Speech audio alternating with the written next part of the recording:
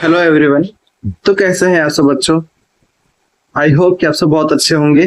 देखिए, मैं आपका स्वागत करता हूं बायोलॉजी द फ्यूचर डॉक्टर में। तो इस चैनल पे मैं क्या पढ़ाने वाला हूं? मैं ये पढ़ाने वाला हूं क्लास 9 से लेकर 12 तक पूरी एनसीईआरटी एकदम अच्छे से। लेकिन इस वीडियो में मैं आपके क्लास 9 का first chapter the cell building block of life को मैं शॉर्ट नोट्स की मदद से बहुत ही एक पॉइंट एनसीईआरटी का ब्यूटीफुली एक्सप्लेन करने वाला हूं।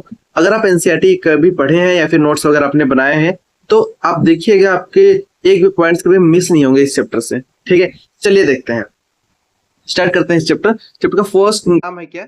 Cell the building block of life. इसका मतलब क्या बताता है कि जो हमारी लाइफ है, इसको अगर कोई बिल्ड बनाया है तो वो कौन है? हमारा सेल। तो सबसे पहले इंट्रोडक्शन पैराग्राफ में बहुत सारी चीजें लिखी गई हुई हैं, लेकिन अब ये शॉर्ट नोट्स है तो उसमें से मैं बहुत ही क्रिस्प करके सारी चीजों को मैं ले लिया हूँ और आपको बहुत अच्छे से यहाँ पे एक्सप्लेन करने वाला हूँ सारी चीजों को। सबसे पहले, सेल जो होता है ये क्या है? It is the fundamental unit of life. इसका मतलब क्या है कि जो सेल होता है यही एक कारण है किसी भी जिंदगी में न्यू रखने का काम यही करता है। यानी कि कोई भी ऑर्गेनिज्म इसी से बना होता है। फंडामेंटल का होता है मतलब बेसिक। ठीक है, उसके बाद कुछ सीक्वेंस दिए गए हो कि सबसे बड़ा यूनिट कौन सा है, सबसे छोटा यूनिट कौन सा है। तो मीटर जो होता है वो सबसे बड़ा होता है, फिर centimetre, millimetre, micrometre and nanometre. बात करते हैं, इसका एग्जांपल भी दिया है, जैसे रॉकेट हो गया, ये हमारे 100 मीटर का होता है और जो एटम होता है वो 0.1 नैनोमीटर का पाया जाता है। सेल मेम्ब्रेन की बात अगर करते हैं, ये नेक्स्ट टॉपिक है हमारा सेल मेम्ब्रेन ना। इसमें सेल मेम्ब्रेन को बोला जाता है एक और नाम से, प्लाज्मा मेम्ब्रेन के नाम से जाना जाता है। पहला पॉइंट दिया है हमारी एनसीईआरटी में, it is the universal structure of cell. इसका मतलब सर बताइए जरा सा। देखिए कि दुनिया का कोई भी सेल हो उसमें ये सेल मेम्ब्रेन तो पाया ही पाया जाएगा, चाहे कुछ पाया जाए चाहे ना पाया जाए, लेकिन cell membrane is a universal structure. इसकी पतली सी एक झिल्ली जैसी बाउंड्रीज होती है, थिन बाउंड्री होती है। सेल सराउंडिंग एंड प्रोटेक्ट, और ये क्या करता है? सेल के सराउंडिंग में प्रेजेंट होता है, जो कि उसका प्रोटेक्शन का काम करता है। क्या करता है ये? Allows only something to move inside. ये क्या करता है? ये जो सेल मेम्ब्रेन होता है सिर्फ कुछ ही चीजों को अंदर आने देता है, सारी चीजों को ये अंदर आने नहीं देता। जैसे कार्बन डाइऑक्साइड एंड ऑक्सीजन, ये क्या होता है? एल्वोलाई से डिफ्यूज होके हमारे ब्लड में जाता है। एक ये सबसे ज्यादा बहुत ही पतला सा ये मेम्ब्रेन होता है, एक्सट्रीमली थिन होता है, जिसका साइज की बात अगर करते हैं तो 7 से लेके 10 नैनोमीटर तक इसका इतना पतला होता है। और एक बात बताऊं मैं तो आपको, 1 नैनोमीटर कितना बराबर होता है? 0.00001 मिलीमीटर के बराबर होता है।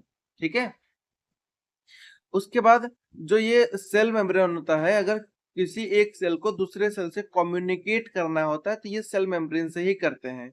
मतलब कोई भी चीज एक सेल से दूसरी चीज में भेजना है दूसरे सेल में, तो ये सेल मेम्ब्रेन के द्वारा ही भेजा जाएगा। सेल मेम्ब्रेन जो होता है ये कुछ चीज में नहीं पाया जाता, उसके सेल मेम्ब्रेन के मतलब पाया तो जाएगा ही, इसके ऊपर एक अलग से प्रोटेक्टिव लेयर पाया जाता है जिसको बोलते हैं सेल वॉल, जो कि फंजाई, बैक्टीरिया एंड प्लांट्स में पाया जाता है। उसके बाद हम नेक्स्ट बात करते हैं कि ये किससे मिलके बना होता है। It is a made up of a lipid and protein. Lipid और प्रोटीन से ये मिलके बना होता है। अगर इसको कोई एक्सप्लेन करता है तो ये कौन एक्सप्लेन करता है?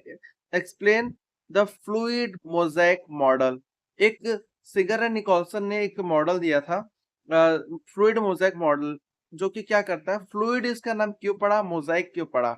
देखिए, फ्लूइड इसलिए पड़ा क्योंकि जो मॉलिक्यूल्स होता है वो साइड वाइज मूव करता है, यानी कि फ्लिप फ्लॉप। फ्लिप फ्लॉप मतलब होता है ऐसे ऐसे। ठीक है, this is called a flip flop movement ना, ऐसे ऐसे। उसके बाद मेम्ब्रेन जो होता है इसके इसे रोटेट करता रहता है, इसीलिए इसको बोलते हैं फ्लूइड ना। फ्लूइड भी एक जगह से दूसरी जगह रोटेट कर सकता है, और ये भी क्या हो रहा है? रोटेट कर रहा है। उसके बाद मोजाइक क्यों बोलते हैं? मोजाइक मतलब होता है कि ऐसे धुंधला सा, ऐसा बॉक्स जैसा एक जैसा पैटर्न बनता है ऊपर से। Molecule arrange like a tiles in Mosaic, यानी कि आप जानते हैं मोजाइक मतलब होता है ब्लैक एंड व्हाइट वाला पैटर्न, जो टाइल्स बिछा रहता है उसको बोलते हैं मोजाइक। ठीक है, इसलिए इसको बोलते हैं मोजाइक मॉडल। ठीक है, मोजाइक वाला। फिर आता है ये ये रहा इसका पूरा स्ट्रक्चर। ये है हमारा आउटर मेम्ब्रेन, ये है हमारा इनर मेम्ब्रेन। आउटर मेम्ब्रेन और इनर मेम्ब्रेन पे क्या होता है, दो हेड और टेल वाले पार्ट लगे होते हैं।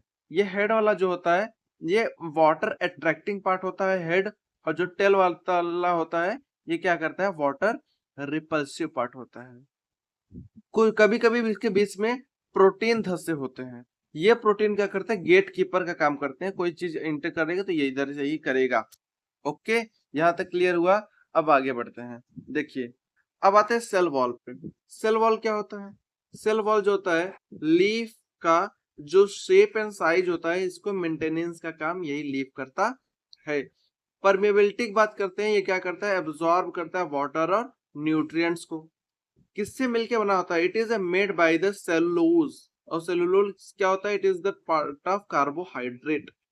और ये क्या होता है, it is a glucose unit come together. Carbohydrate क्या होता है कि जब कभी बहुत सारे ग्लूकोज के यूनिट या वो आपस में आते हैं, वो कार्बोहाइड्रेट बनाते हैं।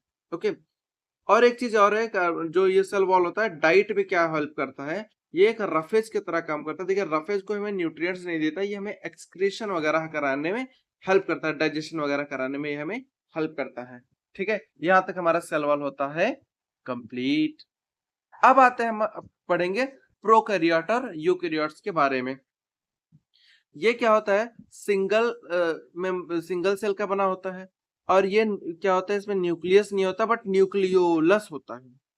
इसमें क्रोमेटिन मटेरियल पाया जाता है जो फैला हुआ पूरे साइटोप्लाज्म में, और जो कि फ्लोट करता है हमारे साइटोप्लाज्म में। साइज की बात करते हैं तो 0.1 से लेकर 10 माइक्रोमीटर तक होता है। यूकैरियोट की बात करते हैं, मल्टी सेलुलर सेल होता है, मल्टीपल सेल पाए जाते हैं, न्यूक्लियस इसमें होता है, सेल वॉल इसमें पाया जाता भी है और नहीं भी। ठीक है, एनिमल में नहीं पाया जाता, प्लांट में फंजाई और बैक्टीरिया में पाया जाता है। क्रोमेटिन मटेरियल क्या होता है, डीएनए होता है, जो कि कॉम्पैक्टली पैक्ड, एकदम घने से उसको पैक किया जाता है, जो कि न्यूक्लियस के अंदर रखा जाता है। इसका साइज जब बात करते हैं 10 से लेके 100 माइक्रोमीटर तक होता है। ओके, आगे आगे बढ़ते हैं। वायरस, वायरॉइड एंड प्रियॉन्स, ये क्या होते हैं। वायरस जो होता है जेनेटिक मटेरियल इसमें होता है, और प्रोटीन का कोट भी होता है, दो चीज पाया जाता है। वायरॉइड्स की बात करते हैं, इसमें सिर्फ और सिर्फ जेनेटिक मटेरियल पाया जाता है। और प्रियॉन्स की बात करते हैं, इसमें जेनेटिक मटेरियल नहीं पाया जाता, सिर्फ प्रोटीन्स पाए जाते हैं ओनली। तो ये सबसे बड़ा होता है, ये उससे छोटा, ये उससे भी छोटा होता है, क्योंकि इसमें सिर्फ और सिर्फ प्रोटीन पाया जाता है, इसमें सिर्फ जेनेटिक मटेरियल पाया जाता है, इसमें जेनेटिक मटेरियल और प्रोटीन कोड दोनों पाया जा रहा है। ये क्या होता है, इसमें सेल वॉल नहीं पाया जाता, ये एसेलुलर होते हैं। ठीक है, एक सेल से मिलकर बनते हैं। नेक्स्ट आते हैं न्यूक्लियस। न्यूक्लियस क्या होता है, एक डबल मेम्ब्रेन स्ट्रक्चर होता है, जिसमें छोटे छोटे छेद पाए जाते हैं, पोरस होता है ये। इसमें न्यूक्लियोलस पाया जाता है। न्यूक्लियोलस एक डेंस स्ट्रक्चर होता है, जो कि राइबोसोम को बनाता है। राइबोसोम जो होता है, इसके सब यूनिट जो होता है, एक यूनिट बाहर, एक मतलब एक छोटा एक बड़ा यूनिट होता है, दोनों सब यूनिट को बाइंड कराया जाता है हमारे साइटोप्लाज्म में। क्रोमोसोम की बात करते हैं, क्रोमोसोम जो होता है विजिबल होता है, रॉड शेप का होता है ये। Cell is about to divide, ये हमें क्रोमोसोम तब दिखता है जब सेल डिवाइड होने वाला होता है। इंफॉर्मेशन की बात करते हैं तो hereditary material parent to offspring, ये किसी भी पेरेंट से उसके बच्चे में ये मटेरियल को ट्रांसफर करने का काम करता है। फिर आता है डीएनए। डीएनए क्या होता है, एक स्पेसिफिक प्रोटीन होता है, जो कि जेनेटिक मटेरियल में जो एक जेनेटिक मटेरियल होता है। जीन की बात करते हैं तो जीन क्या होता है, जीन जो होता है it is a functional segment of DNA. DNA में क्या होता है, क्रोमेटिन मटेरियल पाया जाता है, जो कि entangled mass of thread like structure पाया जाता है। यानी कि ऐसा उलझा हुआ धागे जैसा स्ट्रक्चर कुछ पाया जाता है हमारा। आरबीसी में न्यूक्लियस नहीं होता है, क्योंकि उसको हीमोग्लोबिन कैरी करना होता है, और ये कैन नॉट रिपेयर देमसेल्फ, ये खुद से रिपेयर नहीं हो सकता। 120 दिन इसका लाइफ स्पैन होता है। लास्ट आते हैं, लास्ट टॉपिक है राइबोसोम। राइबोसोम जो होता है क्या होता है, ये प्रोटीन की फैक्ट्री होती है, जो कि टिनी स्ट्रक्चर होता है, फ्री फॉर्म में साइटोप्लाज्म में तैरते रहते हैं, जो कि अटैच होते हैं किससे, हमारे एंडोप्लाज्मिक रेटिकुलम से। आई होप कि आपको ये सारा का सारा जो टॉपिक है ये समझ में आ गया होगा। आपको मैं दिखा दे रहा हूँ, आप ये स्क्रीनशॉट ले सकते हैं।